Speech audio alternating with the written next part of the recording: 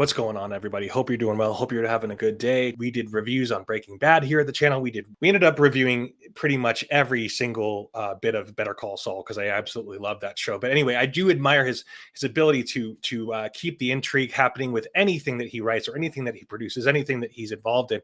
And for those who don't know, of course, he was doing X-Files episodes. He was doing sci-fi a long time before, and then ended up in the Breaking Bad universe and fell in love with the very thing that he created. And of course, ended up doing a lot more with Better Call Saul and such. So anyway, I am thrilled about the season. These first 3 episodes of Pluribus, I am fascinated by the story and where they're going to take it. It's kind of his version of invasion of the body snatchers, etc. I love the music that's happening here. Very old school 70s horror sounding with that. The Pluribus hive mind is a lot like AI because Carol can just ask a question into the air and more than likely someone on Earth will know the answer. And so that's where so I do see that parallel. It's kind of funny. It's like, I wonder if this is, and you type it in. And so it sure seems like the pirate lady has become her own very own AI conduit, so to speak. So the weird part is, although someone dies, their thoughts and memories are still with the hive mind. This was something that blew me away and made me think. It's like, again, this is another AI parallel, right? This is a complete AI parallel when they're able to, even though they're dead, all their thoughts and memories remain on the cloud, right? So it's kind of weird. And I noticed this when in episode 2, when they first when she first realizes, oh, you killed all these people by getting angry. And so this is like a free speech issue, right? Because she can accidentally murder hundreds of thousands of people at just once, just by getting angry and expressing emotion just once. She killed 11 million, but the initial induction of the virus had killed something like 11 million, or no, 88 million, something like that. It's just bizarre how it's like, oh, we kill all these people, but you're at fault if you make us mad.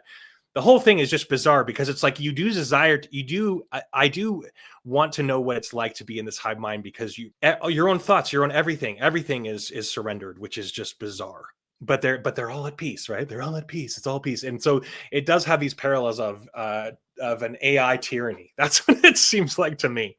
And we have the free speech problem, so that's a big issue. So she's self-censoring herself, like we all do here. Like on social media, we self-censor ourselves because they censored us enough to the point where we're going to self-censor, right?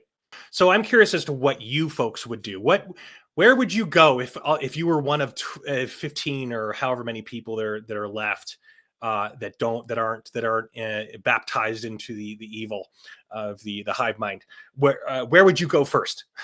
I would go maybe the South Pole. Maybe there's a small part of me that does want this to exist in the Breaking Bad universe, because it's like, anyway, it just might be funny to have Kim Wexler experience this. But anyway, just a thought I had. The other thing that I wanted to bring up that was interesting was this whole thing that came out on episode 2, the opening of all the zoos, letting all the animals out, etc. Are the animals part of the hive mind? It doesn't seem like they are, but they could be. They can't kill anybody, so it does make me think that some of the food supply will dry up, and they'll have to hunt for food for themselves. But it's like, imagine all the, with all the frozen meat everywhere, I'm sure they'll be fine. But it did make me think. And then the hive mind is vegetarian. So they're vegetarians. So they won't. The way you control free speech is through fear of the consequences of your actions. So you self-censor. But Carol's companion is slightly remorseful, although she is part of the hive mind. So this does reveal some independent thought. Carol's companion is that way. So she does kind of, when she looks back at her from the plane, if you remember that in episode 2, just in case you are curious about it. At first I thought it may have been Hank Schrader's house that Carol is staying at, but of course, no, it's not. It's not the same house. I did look it up. That you can't even find the address for the house that they're filming at, obviously, because they have to film there, so they don't want people showing up there and trying to watch them film, But yeah, just in case you're wondering, Carol Sturka's house is not the same house as Frank and Marie Schrader's.